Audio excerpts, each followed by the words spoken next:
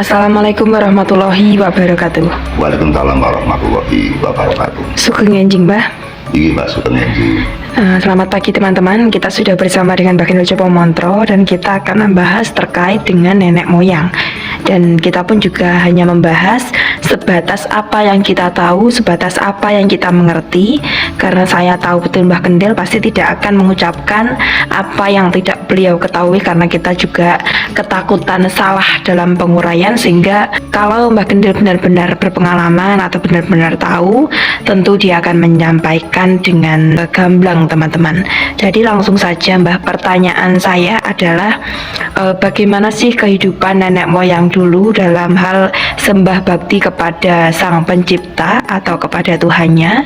Karena kita kan juga tahu bahwa nenek moyang dulu itu banyak sekali orang-orang yang ahli pertapa, ahli lelaku, ahli puasa dan lain sebagainya.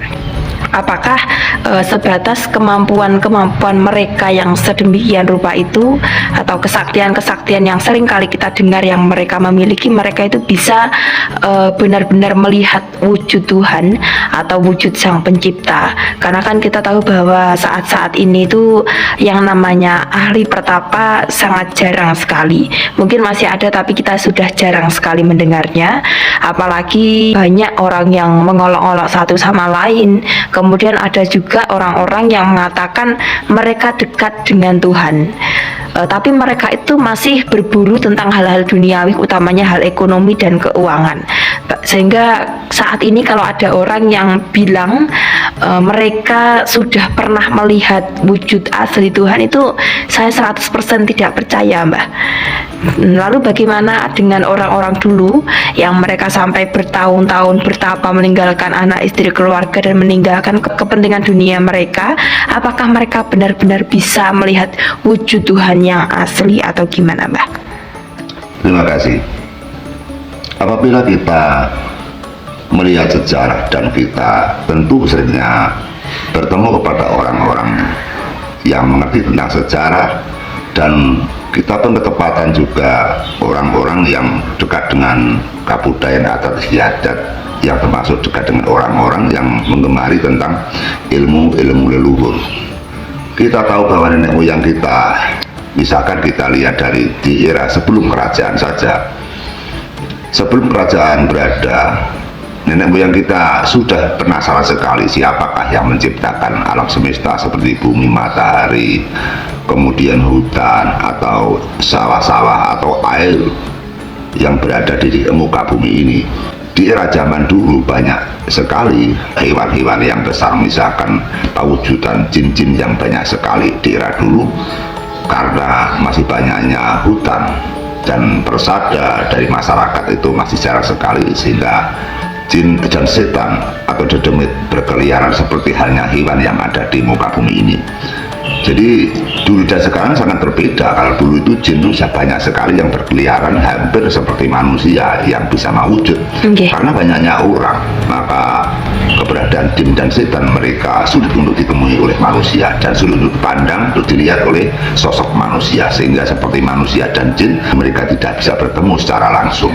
Adapun orang yang bertemu dengan jin dan manusia atau manusia dan jin bisa bertemu, itu tidak semua orang bisa. Dan sungguh aneh sekali apabila mereka bisa bekerja sama, mereka bisa bertemu atau mereka bisa bertatap langsung, karena mereka punya dimensi yang berbeda. Sehingga di era zaman dulu di antaranya manusia dengan jin sudah adanya permusuhan, adanya pertengkaran, adanya yaitu saling mengandalkan kebenaran, karena manusia juga punya kebenaran sendiri dan jin punya kebenaran sendiri. Sehingga di antara manusia dan jin di era dulu pun juga mengadakan permusuhan karena mengejar kebenaran yang hakiki. Karena jin dan manusia kita tahu bahwa ciptaan Tuhan yang selalu berbakti kepada Tuhan. Kesombongan-kesombongan daripada kita atau makhluk Tuhan pasti ada, biarpun manusia pun juga punya kesombongan. Begitu pula jin juga punya kesombongan. Kesombongan itu merupakan mereka merasa suci, mereka merasa pintar, dan mereka merasa unggul, di mana mereka merasa dekat dengan Tuhan. Barang siapa makhluk yang dekat dengan Tuhan, maka mereka lah orang-orang yang terpuji bagi Tuhan. Biasanya mereka memiliki sesuatu yang sangat dahsyat sekali, seperti halnya mereka punya kesaktian dan punya keunggulan. Apapun yang diminta oleh manusia tentu akan diwujudkan oleh Sang Pencipta alam. Kita lihat kancah di era dulu bahwa banyaknya orang yang sakti, terpondok-pondok dari nama-nama yang mana kita kadang-kadang aneh untuk memikirkan, misalkan dengan nama sebutan Resi, Cekel, Jejanggan, kemudian Bujangga, Brahmana, Pendeta, Wiku, semua itu nama-nama yang terpondok-pondok daripada orang-orang yang menekuni, yaitu di bidang-bidang ilmu seperti halnya di zaman sekarang, yaitu para ulama, para kiai, para ustadz. Itu juga terpondok-pondok daripada nama-nama orang yang mempelajari ilmu-ilmu Tuhan, ilmu-ilmu Allah, yang mereka ingin berbakti kepada Allah Subhanahu wa Ta'ala. Sehingga dulu dengan sekarang itu hampir sama saja. Terpondok-pondok bidang-bidang sekat-sekat itu sebenarnya hanya merupakan gambaran-gambaran gelombang atau gambaran-gambaran sekat yang mana mereka sebenarnya sama, yaitu hamba Tuhan atau ciptaan Tuhan yang mereka ingin berbakti kepadanya. Sehingga kita tahu bahwa banyaknya nenek moyang dulu yang bertapa, dan di era dulu memang karena belum banyak tuntutan. Misalkan kalau sekarang kan kita tahu bahwa kebutuhan kita seperti mobil, rumah, masa depan anak-anak kita sekolah itu sangat banyak sekali, sehingga menuntut kita agar kita kadang-kadang berbuat jahat, kadang-kadang kita berbuat murka, kadang-kadang kita berbuat kotor. Karena dulu tidak ada anak-anak yang disekolahkan seperti hal sekarang itu, dan dulu tidak ada nenek moyang dulu yang memberikan rumah anak, kemudian memberikan fasilitas kepada anak, nggak ada. Karena dulu itu semuanya serba mudah, karena pekarangan atau bumi itu tidak ada pajak, tidak ada sekat, sehingga barang siapa yang mau membabat hutan ya mereka bisa menduduki itu. Tanaman-tanaman, buah-buahan sangat banyak sekali, sehingga orang-orang dulu untuk mencari kehidupan sebenarnya tidak sulit. Salah sekali kalau mereka atau saudara kita mengatakan orang dulu itu tidak nyaman, itu salah benar. Karena dulu itu sudah disediakan oleh Allah, disediakan oleh Tuhan, bahwa tanaman yang ada di muka bumi ini beraneka ragam banyak sekali, sehingga kehidupan orang dulu sangat mudah. Sehingga karena kebutuhan sudah disediakan Tuhan yang berada di muka bumi ini, maka mereka tidak banyak tuntutan, sehingga mereka tidak terlalu ditekan oleh kebutuhan. Sehingga karena tidak ditekan dengan kebutuhan, mereka longgarnya untuk berbakti kepada Tuhan. Mereka selalu penasaran, di dalam penasaran manusia ingin bertemu Tuhan, sehingga mereka tergolong-golong, yaitu mereka menciptakan kepercayaan atau menciptakan aliran, sehingga ternyata setiap orang punya jalan berbeda, aliran A, B, C, D, E, F, G, dan aliran itu yang berbeda namun dengan tujuan yang sama. Namun di dalam nenek moyang kita mencari Tuhan dengan adanya jalan aliran kepercayaan itu tidak ada yang kontras, tidak ada yang bertengkar. Iya, saling menghormati ya, lah ya. Teman-temanku yang saya hormati dan saya muliakan, sehingga kita apabila kita melihat dari nenek moyang dulu itu aliran A, B, C, D, F, G itu nggak ada yang bertengkar, bermusuhan, dan saling menghujat. Misalkan aliran Sabto Darmo Murtikomo, Permai, Perjalanan, Sangkan Paran, dan sebagainya, banyak sekali aliran yang dipelajari nenek moyang kita. Namun di dalam aliran satu dan aliran dua itu tidak ada yang menghujat, tidak ada yang mengolok-olok. Mereka sadar bahwa ini merupakan warna-warna kita untuk berbakti pada Tuhan. Hingga apabila di zaman sekarang misalkan yaitu agama yang ada di Indonesia saling menjatuhkan, saling membongkar rahasia, saling menghujat, dan kita merasa benar dan mereka merasa suci, itu salah sekali. Karena nenek moyang kita tidak ada didikan seperti itu. Mereka membiarkan kepercayaannya agar mereka juga punya kesempatan merdekanya batin, mereka agar mendapatkan sesuatu yang tidak ada tekanan. Adapun mereka mempelajari tentang ilmu itu, kita seperti orang sekolah memiliki mata pelajaran yang banyak seperti matematika, fisika, biologi, sastra, kemudian matematika dan sebagainya. Di dalam kurikulum setiap mata pelajaran mereka atau murid-murid yang ada di sekolah tentu nilainya tidak sama. Sehingga barang siapa siswa yang belajar dengan baik, mereka yang benar-benar mintuhu, yaitu menurut kepada perintahnya guru, maka sang siswa pasti nilainya baik karena dia punya kesungguhan untuk mempelajari ilmu yang diberikan para gurunya. Seperti halnya kita hidup di dunia ini, apabila Tuhan memerintahkan manusia agar manusia berbakti kepada Tuhan, secara kita garambiangan Tuhan tidak memerintahkan teman-temanku agar manusia untuk berbakti kepada Tuhan, tetapi secara batin ya saya yakin bahwa Tuhan pun juga sangat senang sekali apabila hambanya itu berbakti dengan cara-cara yang suci atau cara-cara dharma yang baik. Sehingga saya simpulkan bahwa kita hidup untuk berbakti kepada Tuhan dan itu atau tidak terlalu jauh orang-orang atau siswa yang ada di sekolah untuk mempelajari tentang nilai-nilai kurikulum yang ada di sekolah itu, sehingga apabila matematika, fisika, kimia, kemudian bahasa, agama, dan banyak pelajaran yang lain, apabila mereka tekun sekali untuk mempelajari ilmu itu, maka mereka akan meraih dengan nilai yang baik. Apabila mereka meraih dengan nilai yang baik, maka mereka tidak sulitnya untuk mencari pekerjaan. Misalkan di zaman sekarang matematika nilainya 10, bahasa Inggris 10, biologi 10, kimia 10, semua 11-10. Kira-kira Mbak Lulu, anak tersebut sulit nggak mencari pekerjaan? Enggak, Mbah. Ya, kita pernah dengar anak teman kita sekolah di salah satu sekolahan yang mana mereka nilainya paling rendah adalah 8, hampir rata-rata nilainya 10. Maka mereka masih di SMA kelas 2 saja sudah dicadangkan oleh BNI. Iya. Hingga teman saya itu bilang, anak saya itu nilainya paling rendah 8, tapi yang paling banyak ada nilai 9 dan 10. Sehingga anak saya itu sudah diambil oleh salah satu bank besar, yaitu BNI. Iya. Apabila anak saya nanti sekolah, saya sekolahkan atau saya kuliahkan, tapi kuliah nanti yang membiayai adalah negara. Kesimpulannya, apabila siswa itu benar-benar pintar sekali, maka fasilitas mereka akan dicukupi oleh negara. Seperti mereka kuliah tanpa bayar, setelah kuliah mereka langsung bekerja. Seperti halnya kita berbakti kepada Tuhan. Apabila kita sungguh-sungguh berbakti kepada Tuhan, maka Tuhan atau Allah Subhanahu wa Ta'ala akan memberikan fasilitas kita. Apa yang kita minta, tentu Allah akan memberikan dan akan mengabulkan, walaupun itu permintaan surga. Sehingga kesimpulannya, kehidupan kita tidak jauh seperti orang-orang yang sekolah. Teman-temanku yang saya hormati dan saya muliakan, kita akan kembali bicara kepada keberadaan Tuhan Yang Maha Esa. Kita kembali kepada kehidupan, yaitu di era zaman nenek moyang kita. Pertanyaannya Mbak Lulu, saya kembalikan bahwa apakah di era dulu, di zaman kerajaan, sebelum kerajaan, atau di zaman mbah-mbah saya, ada sosok orang yang mungkin dianggap sakti dan mereka benar-benar punya ilmu yang dasar? Apakah mereka yang dekat dengan Tuhan? Apakah mereka yang benar-benar pintar dengan ilmunya itu? Adakah nenek moyang yang pernah bertemu dengan Tuhan Yang Maha Esa? Apakah ada nenek moyang kita yang benar-benar suci, mereka pernah bertemu pewujudan Tuhan Yang Maha Esa atau Allah Subhanahu wa Ta'ala? Saya jawab, belum ada manusia sepintar apapun yang bertemu dengan Tuhannya. Tidak ada nenek moyang satu orang pun yang pernah bertemu dengan Sang Pencipta alam. Sehingga sepengetahuan saya seperti itu, karena saya juga mempelajari dengan ilmu-ilmu yang dipelajari oleh nenek moyang kita. Bahkan kita pun juga memiliki mantra-mantra, doa-doa yang asli sebelum agama itu ada di muka bumi ini. Sehingga kita mempelajari dengan lengkap.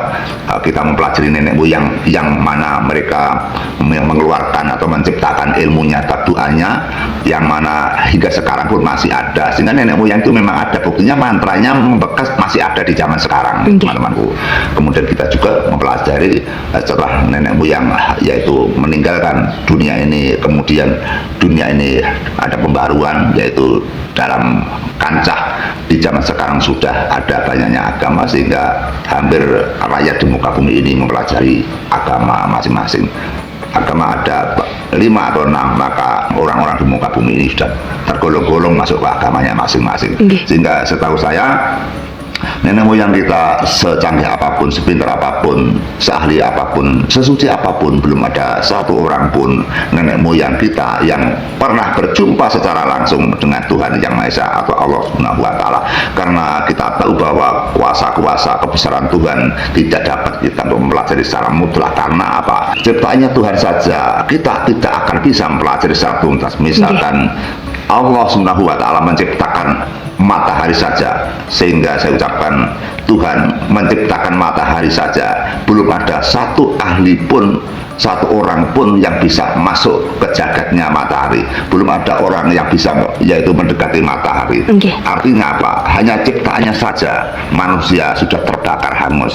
Betapa kita bisa mendekati Tuhan, betapa kita bisa melihat secara langsung keberadaan Tuhan. Apabila ada orang yang mereka pernah bilang pernah bertemu dengan Sang Pencipta alam, mereka bilang saya sudah bertemu dengan Tuhan Yang Maha Esa, itu bohong belaka. Saya tidak percaya 100%, bahkan 1000% saya tidak percaya. Karena di di era zaman-zaman sekarang banyak orang-orang yang berbohong karena mereka agar diagungkan orang, agar mereka disanjung orang, agar mereka ingin sekali mereka atau temannya atau saudaranya menghamba kepada mereka, sehingga dengan adanya orang yang berbohong mereka merasa mengetahui dengan keberadaan Tuhan, mereka merasa sudah bertemu dengan Tuhannya dan bisa melihat itu merupakan kebohongan manusia agar mereka diagung-agungkan, sehingga mereka itulah yang akan hancur di muka bumi nanti, atau yang akan hancur di alam kekal nanti, karena mereka merasa tahu dan merasa melihat Sang Pencipta alam. Kita tahu bahwa Sang Pencipta alam memiliki kekuasaan yang tak terhingga, sehingga manusia tidak ada apa-apanya. Kita tahu bahwa kita ini adalah hamba yang sangat lemah sekali, hamba yang sangat kecil sekali. Misalkan sesakti-sakti manusia, tidak ada satu orang pun yang bisa masuk ke rongga-rongga matahari. Itu melambangkan bahwa manusia sangat lemah sekali, sangat ringkih sekali, sehingga disitulah kita tahu bahwa kebesaran Tuhan tidak dapat kita pelajari sepintar apapun. Sehingga apabila kita merasa lemah dan kita merasa tidak punya apa-apa, justru kita inilah yang sadar bahwa kita adalah ciptaan Tuhan, yang mana kita pantasnya, selayaknya kita mengagungkan, berbakti pada Tuhan yang Maha Esa.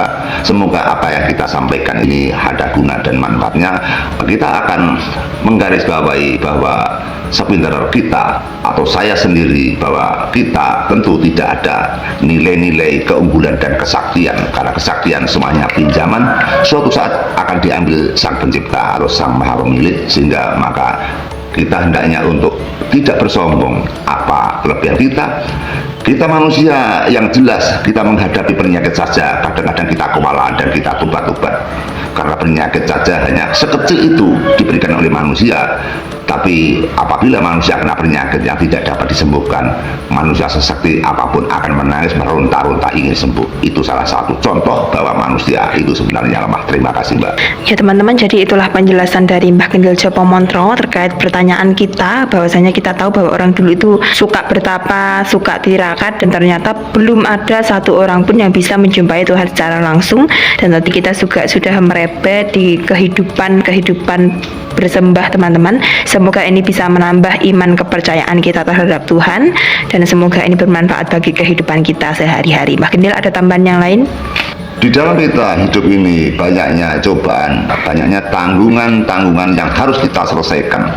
Karena kita banyaknya tanggungan, maka tentu kita banyak tekanan. Karena banyaknya tanggungan, justru kita akan disibukkan dengan alam semesta, disibukkan dengan kebutuhan duniawi.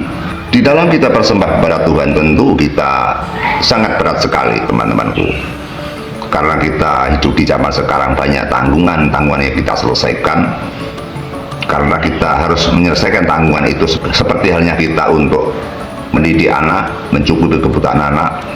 Kemudian kita tidak akan bisa meninggalkan bahwa misalkan kita punya anak dari kecil, kita membesarkan anak tidak semudah yang kita bayangkan, apalagi bagi orang-orang kaum miskin, sehingga mereka sangat berat sekali. Dengan membesarkan anak itulah kita akan berperang dengan ekonomi, yang akhirnya kadang-kala kita melangkah dengan kaki kita dengan perbuatan kejahatan lakukan. Maka dari itu, sebelum kita melangkah atau sebelum kita melangkahkan kaki kita, melambaikan tangan kita, mencerdaskan otak kita, maka kita sering-seringnya kita untuk membaca, menulis, melihat, menonton, mendengarkan petuah-petuah kepada nenek moyang kita, leluhur kita, atau agama kita, atau tokoh-tokoh kita yang mereka menyampaikan sesuatu hal yang baik agar kita selalu bersih-bersih. Dan bersih apabila kita ada kotoran, maka pada saat kita mendengarkan dan melihat atau menonton atau mendekati orang-orang yang mengingatkan kita, maka kotoran itu akan bisa kita hilangkan. Karena manusia selalu mendapatkan kotoran batin, kotoran kalbu yang harus kita bersihkan. Teman-temanku yang saya hormati dan saya muliakan, semoga ucapan ini ada fungsi dan gunanya. Waktu saya kembalikan kepada Mbak Lulur. Terima kasih. Ya teman-teman, jadi itulah pembahasan kita pada pagi hari ini. Semoga ini bermanfaat bagi kita semua, dan terus ikuti setiap video-video dari Mbah Kendil supaya kalian tidak ketinggalan informasi-informasi terkait dengan kehidupan nenek moyang kita semua. Cukup sekian teman-teman. Wassalamualaikum warahmatullahi wabarakatuh. Waalaikumsalam warahmatullahi wabarakatuh. Sugeng rahayu ngabdi. Amin ya rabbal alamin. Kadang kita tidak terasa yang kita lakukan sebenarnya adalah merupakan perbuatan yang tercela dan perbuatan yang keji atau perbuatan yang murka. Dengan kita tidak terasa menjalankan perjalanan kita untuk mencari ekonomi, kita akan menyesal setelah kita